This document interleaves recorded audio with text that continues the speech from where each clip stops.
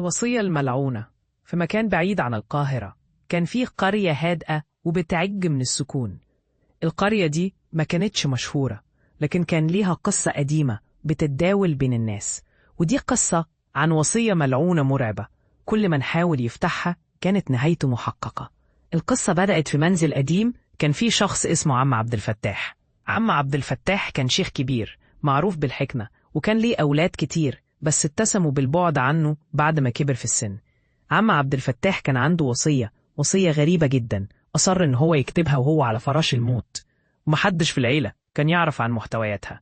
في اليوم اللي كان عم عبد الفتاح فيه على سريره كانت العيلة كلها حواليه. أولاده كانوا بيترقبوا اللحظة دي، بس عم عبد الفتاح كان هادي بشكل غريب.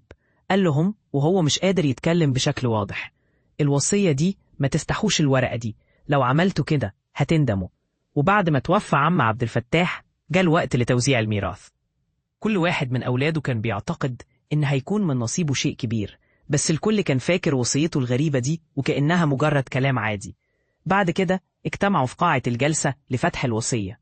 الورقة كانت محنطة في صندوق قديم ومربوط بشريط أسود عميق. ابنه الكبير حسين كان هو اللي مسك الورقة الأول، بيديه المرتجفة حاول يفتحها، وقبل ما يقرأها سمع صوت غير عادي في الهواء، كأن الرياح زادت فجأة. حسين قرأ أول سطر من الوصية: من يفتح هذه الوصية سوف يصاب بما لا يحتمله أحد. لكن ما كانش حد هيوقف دلوقتي. بدأت الحكاية بتتصاعد. وصية عم عبد الفتاح لم تكن مجرد أوراق مكتوبة، لكن كانت عقدة من القوية السحرية الخفية. بعد ما قرأوا السطر الأول بدأوا يسمعوا أصوات غريبة في البيت، أشياء تقع من مكانها، أبواب تغلق وتفتح بشكل مفاجئ، وكانت العائلة كلها في حالة رعب.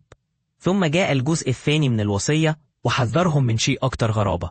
عند منتصف الليل يظهر شخص من الماضي ويحمل سرا مميتا، وإذا لم تكشفوا السر سيكون الثمن باهظا.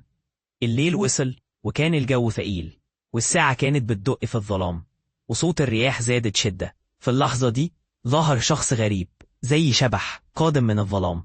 كان شخص طويل جدا مع ملامح مشوهة وشعور بالبرودة تغلف المكان كله.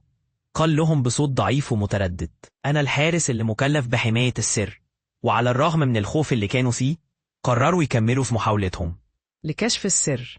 الشخص الغريب بدأ يروي لهم القصة. قال لهم إن عم عبد الفتاح كان قد اكتشف سر قديم يعود لعصور سابقة، وكان مش بس مجرد شيخ، لكنه كان مرتبط بأعمال غامضة. كان فيه قوة مظلمة تحاول السيطرة على الحياة والموت في هذه المنطقة، وكان عم عبد الفتاح هو من اكتشف الطريقة لمقاومتها. في كل مرة يحاولوا الاقتراب من الحقيقة كانوا يشعروا إن شخصياتهم تتغير، وفي عيونهم كان يظهر لون غريب. اتضح إن القوة اللي عم عبد الفتاح كان بيحاربها كانت تسيطر على أرواح الناس. سر الوصية كان يتطلب تضحيات، وأي شخص يكتشفه لازم يواجه تحديات مرعبة.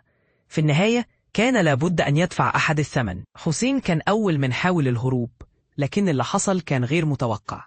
في اللحظة اللي حاول فيها يهرب تساقطت السقف على الجميع، لكن حسين كانت ضحكته لسه موجودة زي مناظره الأخيرة التي كان يراها في عقله.